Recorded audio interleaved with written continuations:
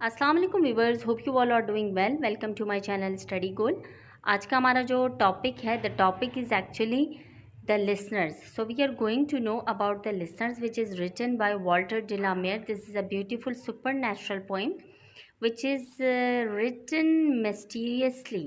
So हम देखेंगे कि इसमें मिस्ट्री है क्या, ये फुल एंडिंग पोएम है या ओपन एंडिंग पोएम है. So we will know all the points. I will interpret line by line, word by word, each thing. So first of all, we should start from the writer. So then we will go towards the other points. Let's start. Walter de la Mare was born in 1873, died in 1956. He spent most of his life in writing poems and short stories, mostly for children. And he was a Victorian poet. वो एक Victorian poet थे और इन्होंने जो short stories लिखी थी अपनी writing में, और बहुत ज़्यादा इन्होंने पोइम्स लिखे थे. और इनका जो लिटरल वर्क था वो बच्चों को ज़्यादा इंट्रोड्यूस करता था, एंटरटेनिंग था, इसमें फुल ऑफ मिस्ट्री थी, तो ये बच्चों के लिए ज़्यादा लिखते थे. His first book of poem was called songs of childhood. उनकी जो सबसे पहली पोइम थी, नज़म थी, वो था सॉन्ग्स ऑफ चाइल्डहुड, जो कि उन्होंने 1902 में लिखी थी. The main themes he road about were romance and nature. अब ये चीज़ देखने की है कि जो विक्टोरियन पोएट थे उन्होंने नेचर पे एम्फेसिस किया है, कि एज वी नो दैट कि नेचर पे एम्फेसिस हमारे जो रोमांटिक एरा के राइटर्स थे वो करते थे मोस्टली, बट यहाँ पे हमारे एक विक्टोरियन एरा के राइटर हैं जिन्होंने नेचर को एम्फेसिस किया है. This style was simple and his style was simple and mysterious of magic. उनकी स्टाइल में मिस्ट्री बहुत था, सिंपल राइटिंग स्टाइल था उनका, और मैजिक भी था. The moon light and quietness fascinated him. Moon light से यानी कि चांद की जो खूबसूरत सी वाइट रोशनी और उसकी किरणें हैं, और क्वाइटनेस खामोशी, और मैजिक एक जादुई चीज़ जो उसमें होती थी, मिस्ट्री जो एक सस्पेंस होता था, सस्पेंस वाला पॉइंट. इन तमाम चीज़ों से, एलिमेंट से हमारे जो राइटर हैं वॉल्टर de la Mare जो हैं, ये फैसिनेट होते थे. This subjects are introduce in most of his poem. इन तमाम सब्जेक्ट्स को इन्होंने अपने तमाम बहुत से नज़मों में, पोइम्स में यूज़ किया है. एज आई टोल्ड यू कि मून लाइट है, क्वाइटनेस है, मैजिक है, मिस्ट्री है. In many of his poem there is a mystery which readers must solve as best as they can. तो इन्होंने अपने ज़्यादातर पोएम में मिस्ट्री को टच दिया है और अपने रीडर्स के लिए क्वेश्चन रखा है कि इसकी एंडिंग किस टाइप की हो सकती है. This is one of his best known poem and the reader is left with many questions. ये पोएम जो अभी हम देखने वाले हैं, करने वाले हैं, इनकी बेस्ट पोएम है और इन्होंने रीडर्स को बहुत से क्वेश्चंस के साथ छोड़ दिया है. एज आई टोल्ड यू कि इनका वर्क मोस्टली जो था वो ओपन एंडिंग था. Line by line, word by word हम देखेंगे इसमें कि क्या है पोएम में. So let's start.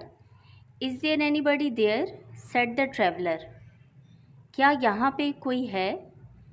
ट्रैवलर ने, वो जो मुसाफिर था, वो जो आया हुआ था अपने घोड़े पे मिलने के लिए किसी के साथ, तो वो एक ट्रैवलर, मुसाफिर, वो बोल रहा है ये लाइन.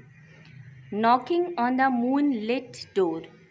अब वो नॉक कर रहा है, दरवाजे को नॉक करता जा रहा है एक ऐसे डोर पे जो कि मून लिट है, जो कि चांद का है, चमक रहा है चांद की तरह. And his horse in the silence champed the grasses.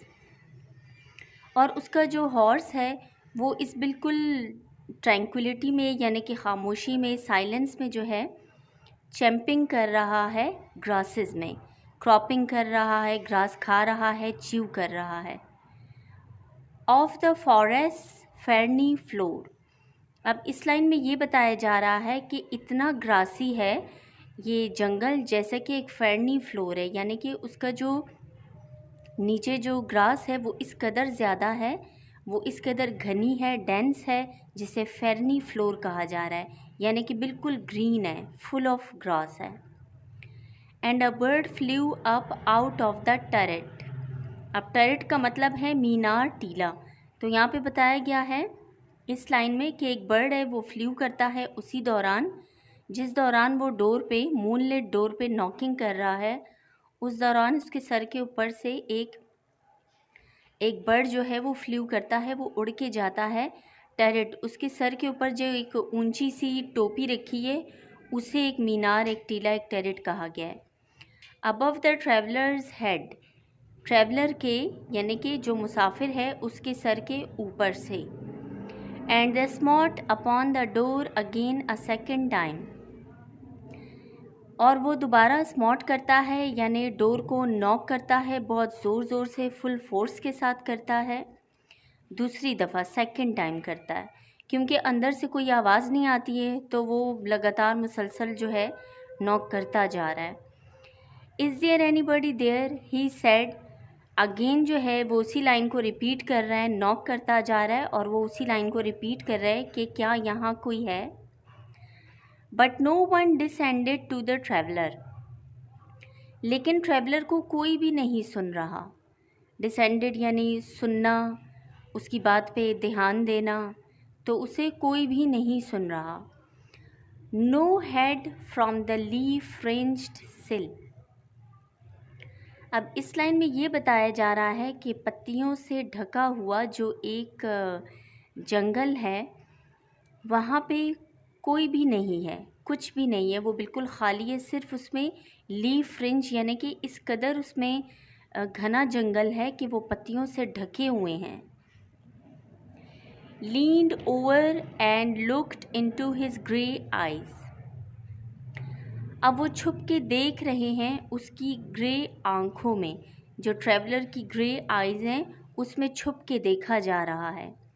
Where he stood perplexed and still, वो एक कंफ्यूज्ड हालत में, परप्लेक्स सिचुएशन में खड़ा है। परप्लेक्स मतलब एक कंफ्यूज सिचुएशन होती है जिसमें पता नहीं होता what to do and what not, तो इस तरह से वो वहाँ खड़ा है और वो बिल्कुल स्टिल है, वो बिल्कुल खामोशी के साथ खड़ा है। But only a host of Phantom listeners, लेकिन वहाँ पे कौन है? सिर्फ एक फैंटम कहते हैं आत्मा को, भूत को या घोस्ट को, लेकिन वहाँ पे एक होस्ट है। अब होस्ट जो है किसे कहा गया है? फैंटम्स को, घोस्ट को कहा गया है, और आत्माएं जो होती हैं, रूहें होती हैं, उनको कहा गया है। लेकिन वहाँ पे सिर्फ जो होस्ट है, जो सुनने वाले हैं, वो फैंटम हैं जो कि लिसनर्स हैं। That dwelt in the lone house then, वो रहते हैं एक अकेले घर में, वो घर बिल्कुल अकेला है। ये लाइन किसके लिए कहा जा रहा है? फैंटम्स के लिए, कि गोस्ट वहाँ रहते हैं अकेले। Stood listening in the quite of the moon light, अब ये लाइन भी लिसनर्स को रेफ़र किया गया है इस लाइन में भी, कि वो अकेले खड़े हैं, सुन रहे हैं, और उस जो मून लाइट की एक रात जो है, एक नाइट जो है, उसमें बिल्कुल अकेले खड़े हो के अंदर सिर्फ सुन रहे हैं। To that voice from the world of man, और फिर वो ये कह रहे हैं कि ये जो आवाज़ है ये एक इंसानों की दुनिया की आवाज़ है। वो जो फैंटम्स हैं वो ये गेस कर रहे हैं, ये एस्टिमेट कर रहे हैं कि ये आवाज़ किसकी है, तो फिर वो ये एनालाइज़ करते हैं कि ये आवाज़ जो है वर्ल्ड ऑफ मैन की है, वो हमारी दुनिया की आवाज़ नहीं है, दूसरी दुनिया की आवाज़ है जिसमें लोग रहते हैं। तो टाइटल को एक दफ़ा डिस्कस कर लेते हैं कि द लिसनर जो हमारे पास टाइटल है, ये टाइटल हमारे पास जो द लिसनर है इस पोएम का, ये टाइटल जो है एक्चुअली रेफ़र किया गया है फैंटम्स को। जैसा कि हमने अभी लिरिक पढ़ी, रीड किया, देखा, समझा, एनालाइज़ किया, क्रिटिकल एनालिसिस इसकी की लाइंस की, तो हमें इससे एक कम आउट मिला है कि ये जो टाइटल है ये रेफ़र किया गया है, हमारे जो फैंटम्स हैं उनको रेफ़र किया गया है। तो उम्मीद करती हूँ आपको अच्छे से समझ आ गई होगी। तो मेरी वीडियो को लाइक कीजिएगा और चैनल को सब्सक्राइब करें। Thank you so much.